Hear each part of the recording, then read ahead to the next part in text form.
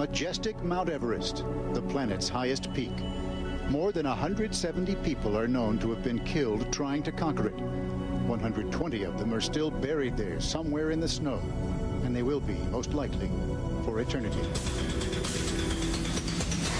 This is the story of the dark side of Mount Everest, and the deadliest of all times on the mountain, May 1996. We wanted to know who's dead, who's alive, where are they, who can be saved. A socialite, a mountaineer, a doctor, and dozens more, all trapped in a violent storm. From then on, the nightmare just intensified. It was easier to go ahead and try and die instead of stay alive. Rare scenes and recordings of the heart-reaching phone calls to the top of the world. Only take what you need, Rod, and start moving.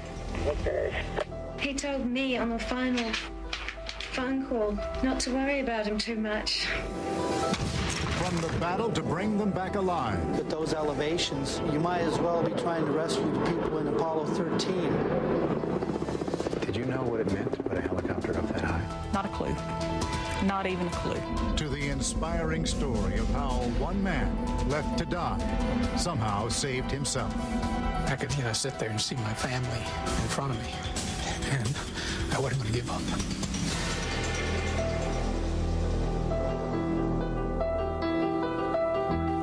Hello, I'm Forrest Sawyer.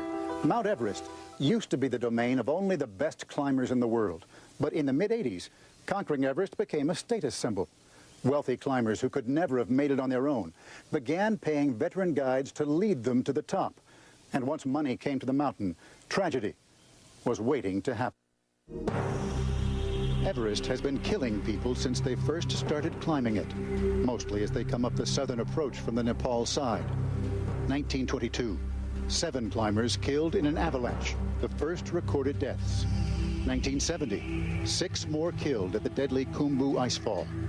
1974, 5 more killed in yet another avalanche.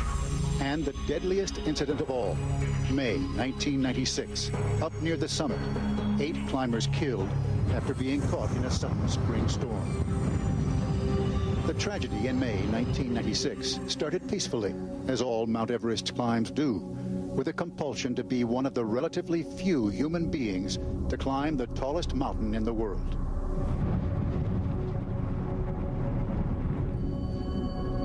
It was their life's dream to stand just for a moment on the very top of the world. The adventure began here. Kathmandu, Nepal, a mecca for Westerners seeking the spiritual and the exotic. They came with ambition and enough money, as much as $65,000 each, to buy professional guides, some native Sherpas to carry their gear, and a chance to conquer Everest.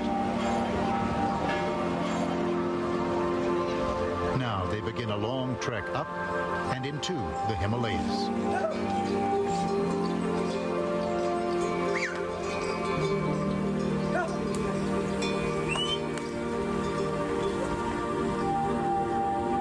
Yeah, it's to be hanging out in the most beautiful mountains in the world it's a dream come true. Scott Fisher from Seattle, one of the world's best-known professional guides. This year, Fisher decided he was ready to lead his first commercial expedition to Everest. Fisher was known for his freewheeling style, a kind of mountain climbing rock and roll summed up by his company's name, Mountain Madness. Scott! Thank you. Fisher's team of 3 guides and 8 paying clients set out on the 1st of April, keeping a video record of their 10-day trek to Everest's base camp. It is a relaxed time, when the climber's only job is to adjust to the altitude and to each other. For a little hike today, acclimatization. Acclimatization is a process of the body adapting to the low oxygen in the air and in the blood. The only way to acclimatize for an Everest climber is really to get to Nepal or Tibet, get up to base camp, and spend weeks there acclimatizing to the 18,000-foot level before going higher. Everybody is full of anticipation and excitement. You're seeing this different land. You're getting deeper and deeper into the high mountains. And the whole way in, that thing looks big and bigger. Yeah. You are so cute. Don't be fooled by the high spirits. Scott Fisher knows all too well how risky this climb can be. Everest has already claimed 133 climbers' lives. Most died on the way down. The mountain's always going to win. Most of the deaths are happening when people push themselves to the summit. They don't quite get back down. You're not going to get asked to go on another climb ever again if you're dead. So it doesn't count if you touch the top and can't make it back down. No one knows that better than Fisher's friend and rival on the mountain, Rob Hall of New Zealand. Hall is a legendary guide who has already taken 39 paying clients to the top of the world, and he's leading a team again this year. He's our fearless leader, Rob Hall. Notice the gloves on our fearless leader. Can't, yes, that's right. These hands must guide to the summit. He's one of those guys, you walk up to him and you like him the instant you meet him. 50-year-old Dallas physician Beck Weathers spent years preparing for his chance at Everest. He decided Rob Hall was the man to get him there. You know pretty much right off the bat that this guy really knows what he's doing, and he makes it clear right from the start that his primary goal really is not to get you on top of the mountain, it's to get you back alive. Back in Dallas, Beck's wife, Peach, was often left alone with their 2 children, while her husband pursued his dreams. It was something he had to do, and I recognized his obsession. Did you understand this obsession? No. It was just something that was completely outside I knew your he camp. had to do it, but it was totally outside my personality. Did you feel a little resentful? Yes, absolutely. He knew I didn't want him to go. No, when you get involved with a man who has those kinds of dreams, you have to take them as a package, and if you want to change them, then you shouldn't marry them.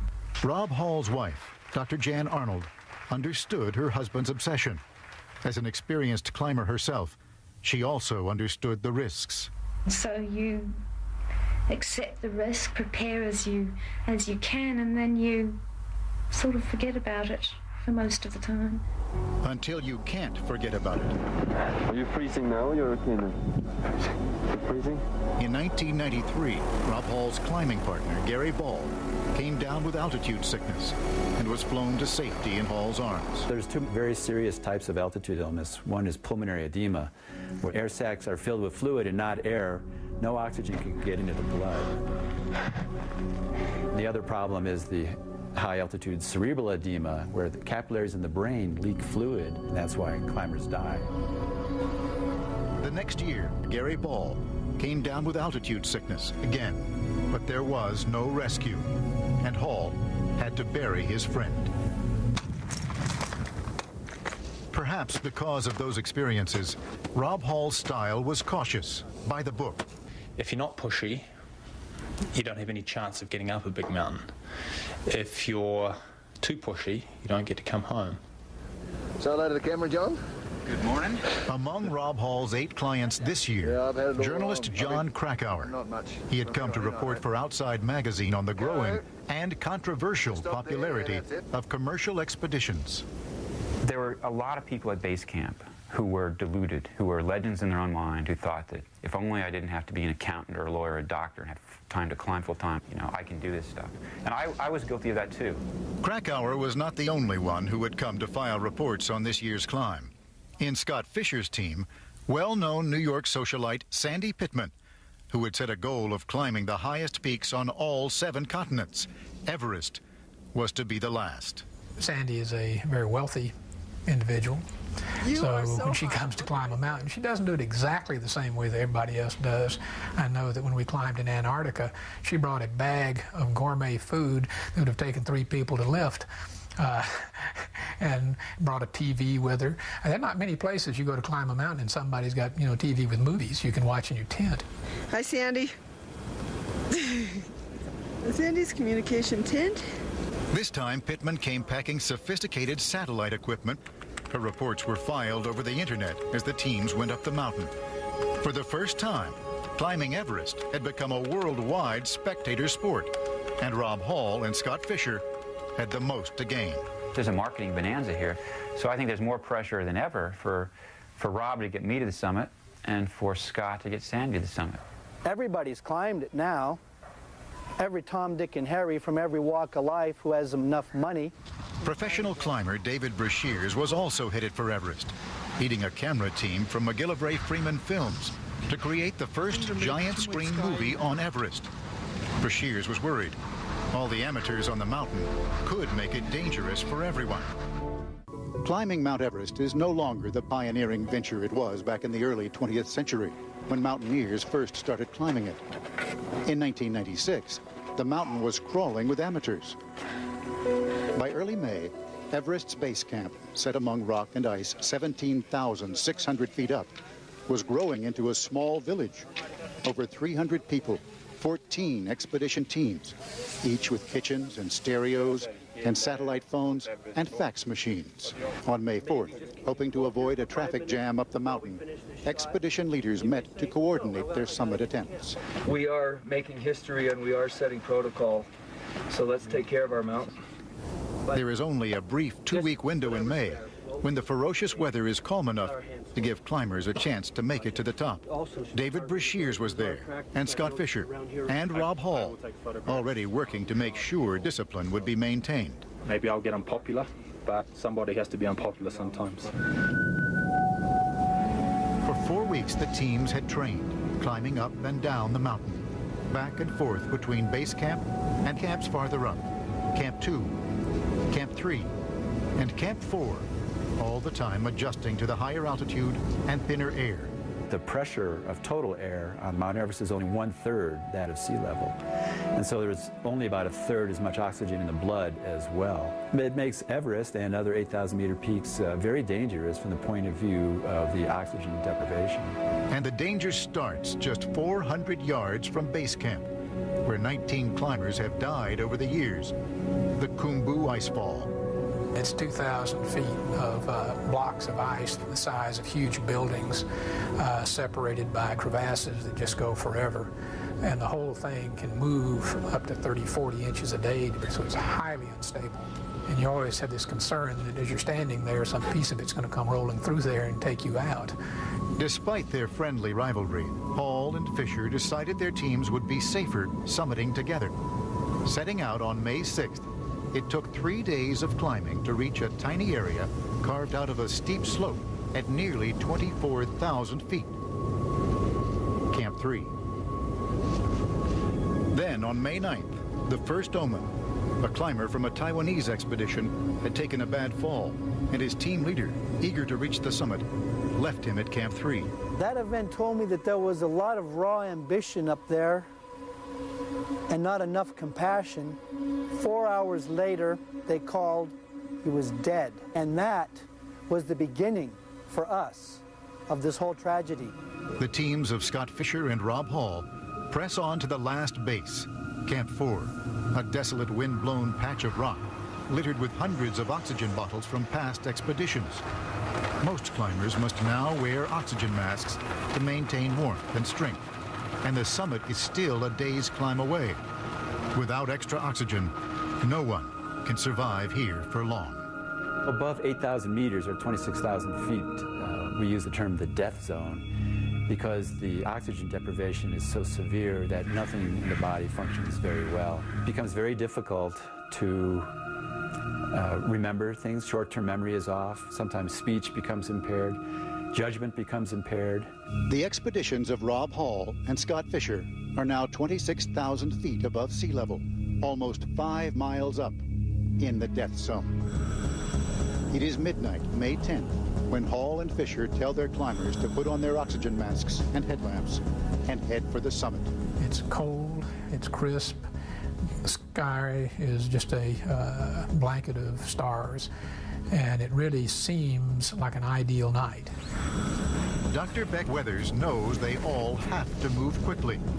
Rob Hall had told all his clients, if you stay up here too long, you will die. Reporter John Krakauer remembers the warnings. He said, I'm going to call the shots on Summit Day. If I say we turn around, we're going to turn around. Some of you are going to argue with me. You're not going to like it.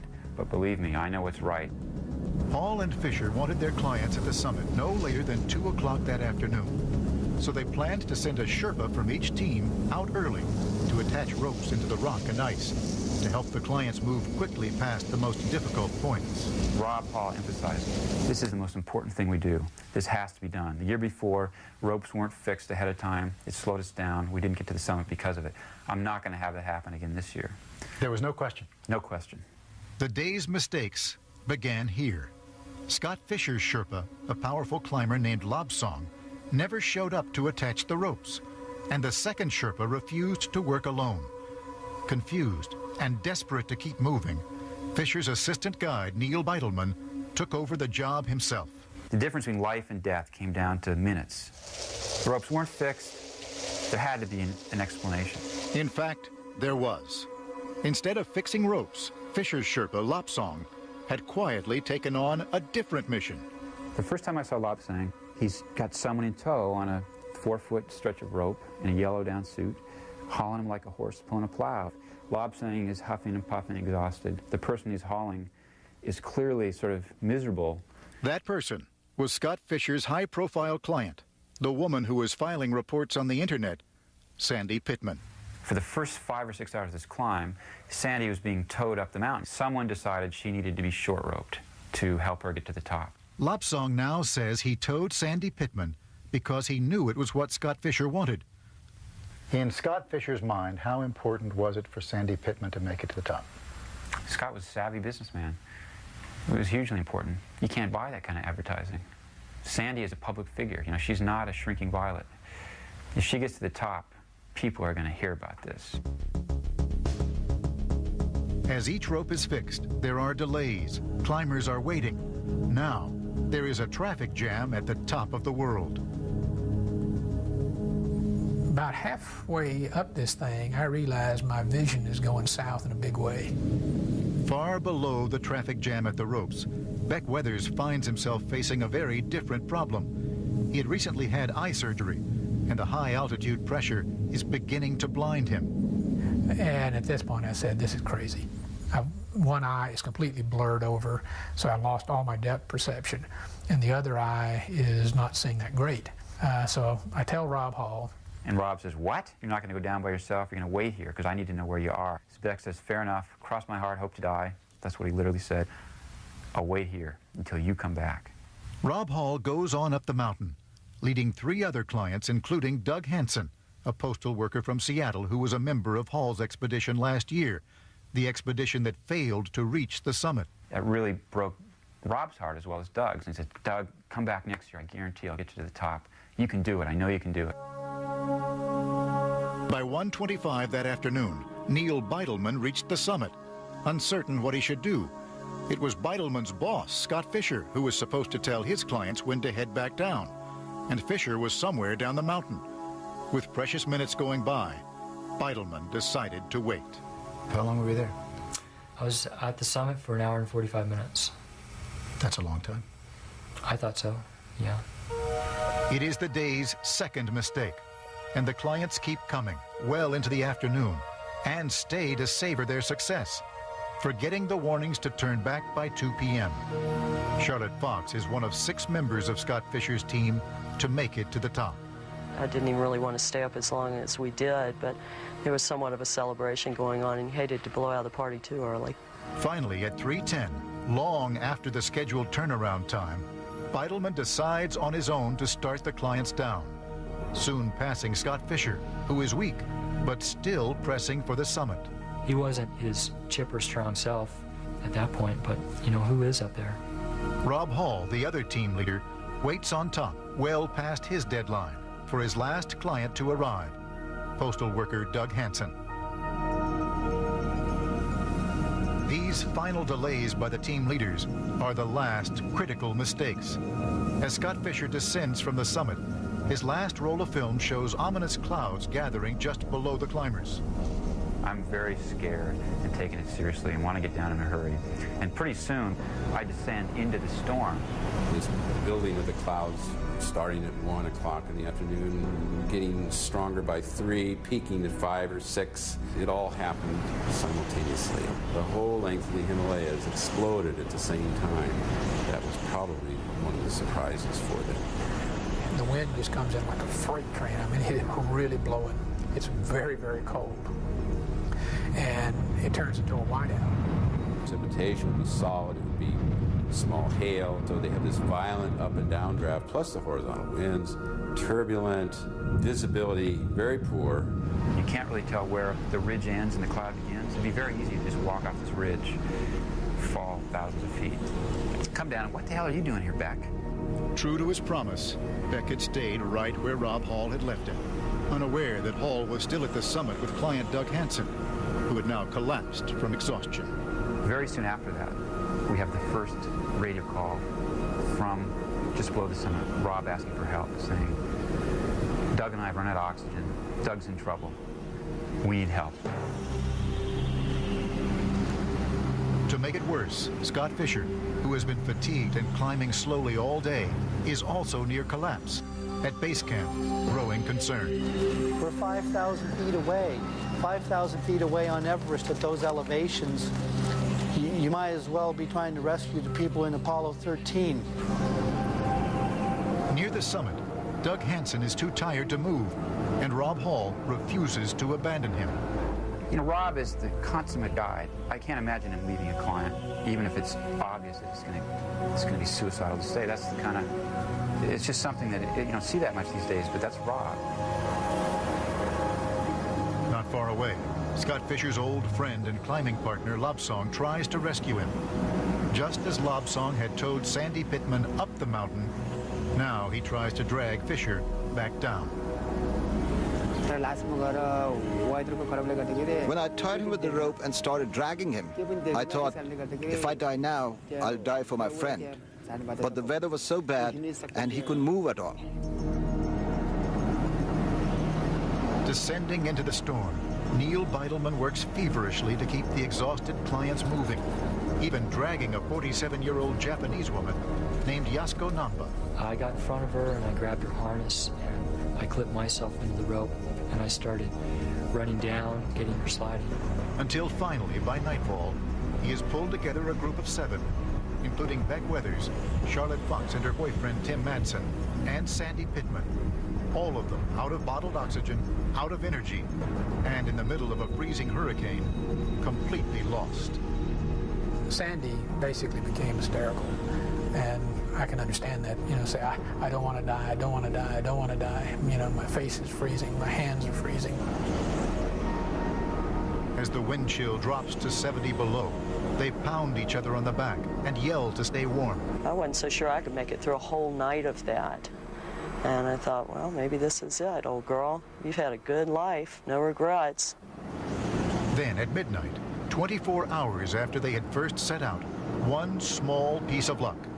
For just a moment, the cloud cover breaks. As we looked up, I remember seeing almost directly above me and behind me a bit the Big Dipper. And I was like, yes, there's stars, look. At last, Beidelman had his bearings. But most of the others were too weak to walk now, and he had to leave them. Tim Madsen stayed behind to help, though there wasn't much he could do. Beck begins to stand up like this, and then the wind just blows him over backwards. And he rolled out of sight, and that was pretty much the last I had seen of him. And I can feel myself getting really numb, and that your thoughts are real hard to stay focused anymore, and you're not moving as much. And you just sort of slide off into oblivion. They are dying. Their only hope, Neil Beidelman.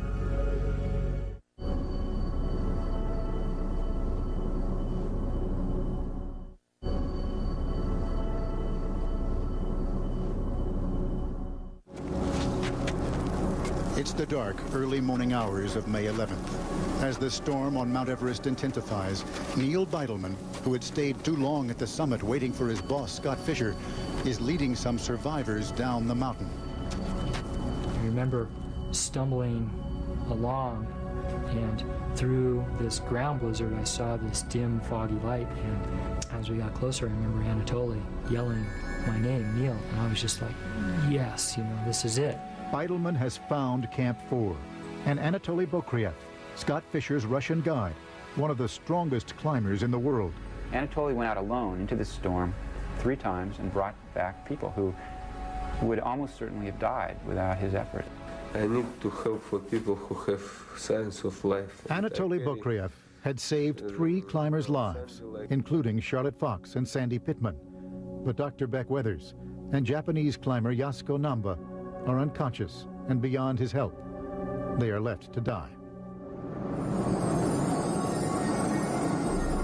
Daylight, May 11th. Rob Hall and his client Doug Henson are somewhere near the south summit. Scott Fisher lies some 1,800 vertical feet below. Beck Weathers and Yasuko Namba are only 300 yards from the tents at Camp 4. Camp 4 is chaos. The wind's blowing so loud you can't talk from one tent to the other. No one really has a plan. And then it was, from then on, the nightmare just intensified. Exhausted survivors venture out to check the bodies of Weathers and Namba. They do find them. Incredibly, they are alive, but unconscious and barely breathing. No climber has the strength to drag them to the tents. And so, for the second time, a difficult decision is made. Leave them there, put them out, you know, it's the best thing for everybody. They'll die within minutes, maybe hours at most. They're not feeling any pain. Hours later, rescuers from down the mountain finally reached the survivors at Camp 4. We saw about 20 tents in a very small area, and no one was out moving around. So our basic goal really at that point was to cut open the bag and start passing out oxygen.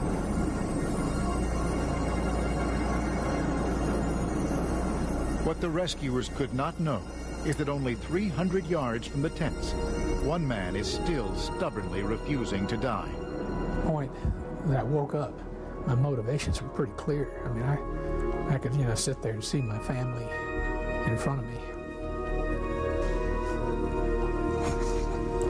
And I wasn't going to give up.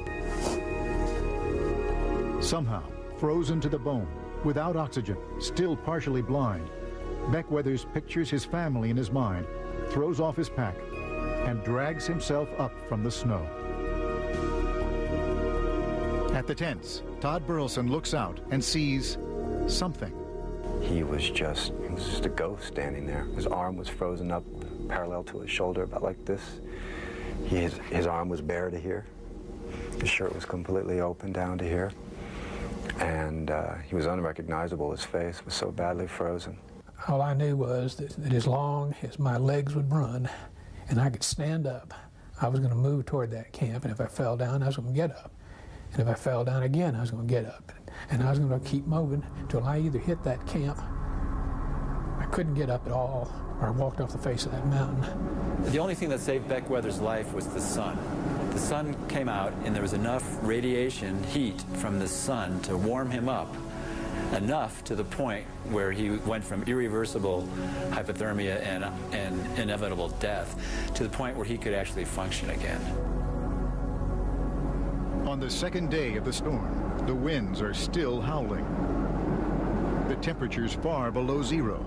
Yet somewhere near the south summit, team leader Rob Hall is alive and talking on his radio to his old climbing partner, Ed Viesters.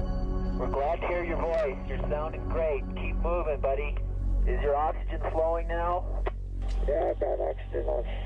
Good. Crank it up for the uphill parts and start moving it out. Let's go. And I was speaking to Rob throughout the morning, trying to coerce him or motivate him or stimulate him or somehow get him moving. Doug Hansen, the client Rob stayed behind to save, is now dead. And on the radio, Viesters is desperate to get Rob to save himself while he can. Only take what you need, Rob. Only take what you need and start moving. Okay. Just crawl and pull your way up the rope. I was choked up half the time, knowing that he was just sitting there, and at some points we were trying to be angry with him, to say, Rob, get your butt up and move. Halfway around the world, in New Zealand, Rob's wife, Jan Arnold, 7 months pregnant, gets a phone call from Mount Everest. The base camp satellite phone is patched through to Rob's radio, and she hears his voice. He was frostbitten, he was weak, he was very tired, but that he was going to try and use the oxygen in the place where he'd spent the night, and he was going to try to come down. And for 3 hours we thought he was actually moving, on the move. And 3 hours later, he says, you know, I haven't even started yet. Rob had been up there too long. He had run out of oxygen. Hypoxia and hypothermia worked together to render him incapable of moving after a certain point. As the storm continues to rage, 40-year-old team leader Scott Fisher is still missing. A rescue team climbs out into life-threatening conditions to find him. Hours later, they report back. Scott is dead.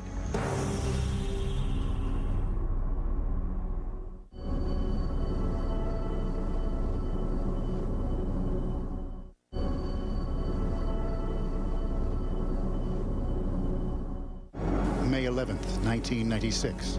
The storm on Mount Everest is claiming lives and now is threatening one of the most experienced guides, Rob Hall. A second rescue party fails to reach him in the storm, and the terrible news is radioed down the mountain. David yelled up to me, and he said, the Sherpas have turned around, and they can't get to Rob. It is 6:40 in the evening. Rob Hall's radio is patched through again to his home in New Zealand, and his wife, Jan Arnold.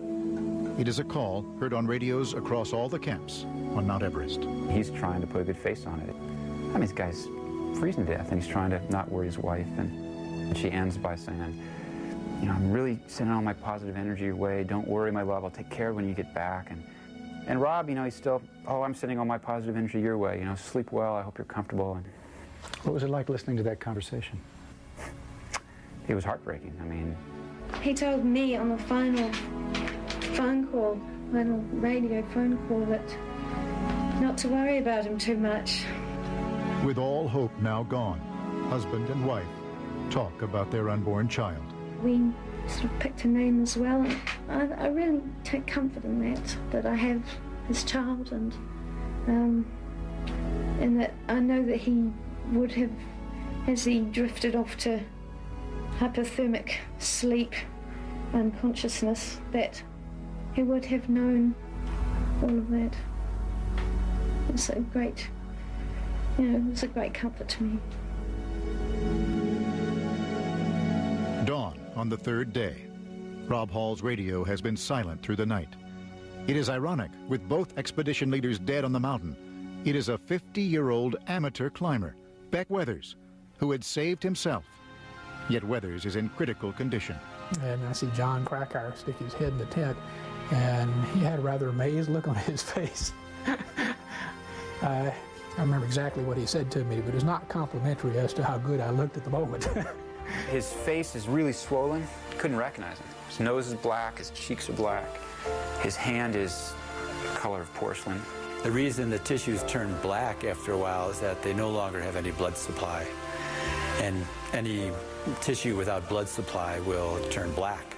I've never been around anything close to death. And here's a guy who's been given up for dead twice, and I have no question that he's going to die. We're not going to get him down. At 26,000 feet, with oxygen so thin, one man cannot physically carry another. To survive, Weathers must stand up and walk, no matter how badly injured. These photographs document Weathers' descent, his hands frozen and unfeeling. A team of rescuers, now joined by David Brashears and Ed Beasters, guide him, slipping, sliding, inch by inch, down the mountain, out of the death zone. I'm not worried at this point. You may talk about the dream team in basketball, but so I'll match these guys against anybody in the world on mountain climbing. And he said, I'm going to lose my hands, but I got my family, and I'm thankful to be alive. And he kept saying it. And he said to me, David, you keep talking to me because it takes my mind off my problems. But Beck Weathers is still far from safety. In a medical tent at Camp 2, he joins the Taiwanese team leader, Makalu Gao. Both men are in desperate need of medical attention. A helicopter rescue seems out of the question, because at that altitude, choppers can lose lift and fall from the sky. But back in Dallas, Peach Weathers is on the phone, frantically trying to look for a helicopter anyway. What can we do to help? Surely we can do something to help get back off that mountain. This is the man who would attempt the impossible. Nepalese Army pilot, Colonel Madan KC. Within hours of receiving the call, Colonel KC takes off from Kathmandu, flying first to base camp and then higher up the mountain, higher than any small helicopter has ever flown before. Below him, climbers scramble to prepare a landing zone, using Kool-Aid to mark an X in the snow. He came in and circled, and we thought he was going to give up. And he came around again. I guided him in. He put that helicopter right down on that X, gave me the thumbs up. I give the thumbs up, okay signal to them, and one of the climbers, he came close to the helicopters, and he opened the door, and I asked just one person at a time. The helicopter has been brought in to rescue Beck Weathers, but Makalu Gao, the climber from Taiwan, is in worse condition. Only one can go, and Beck gives up his ride. It seemed like the thing to do at the time. When that helicopter took off with Makalu in it, though, I must tell you, my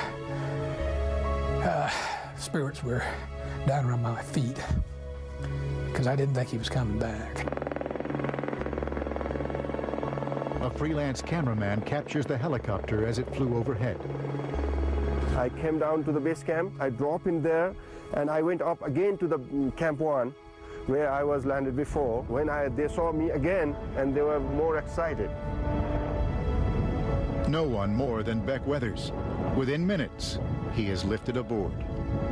He just leans the thing forward, and you just drop, plummet down as you're dropping to gain some air underneath those blades so you can get some lift. Colonel Madan KC, that's a guy with a big heart.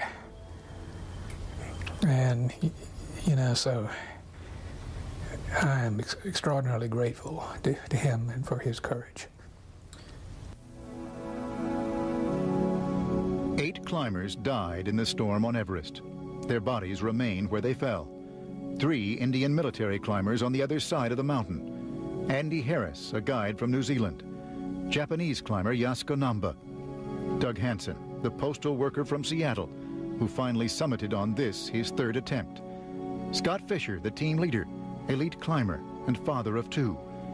Rob Hall, the most respected and experienced guide on Everest, and father-to-be.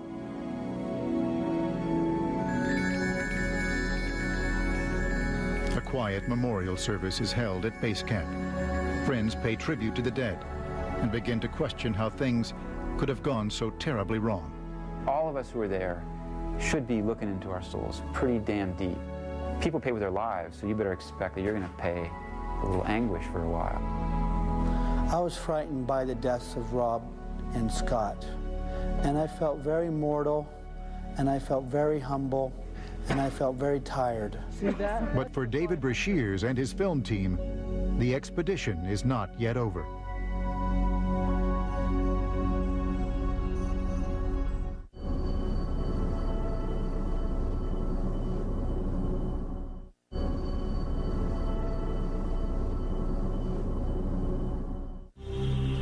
The challenge of Mount Everest has drawn adventurers to its peaks for decades. It got started back in 1920, when Tibet opened the mountain up to foreigners.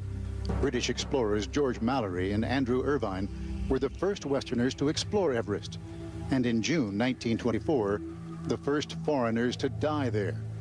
Mallory's body was discovered 75 years later, frozen in time. Sir Edmund Hillary and his Sherpa guide Tenzing Norgay made history in May 1953, the first climbers to reach the summit and get back alive. Mallory, Hillary, and most climbers who followed them used this route up the south face. It has killed more people than any other route, simply because it's the road most traveled. In that tragedy of May 1996, 8 climbers died along this route, most of them between the summit and the Khumbu icefall. But those who feel compelled to challenge that death zone on Everest keep coming. Some of them have a job to do.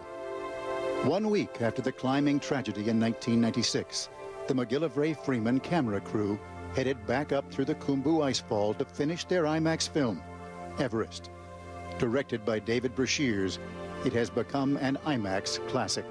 We had a sense of a mission. We'd worked so hard. I think the group thought it would be senseless to turn around and go home. In New Zealand, a few months after the tragedy on Everest, the wife of Rob Hall, the most experienced guide to die on Everest, gave birth to a baby girl. As they had agreed in their final conversation, she was named Sarah Hall. Without her, I'm not quite sure what I would be doing right now.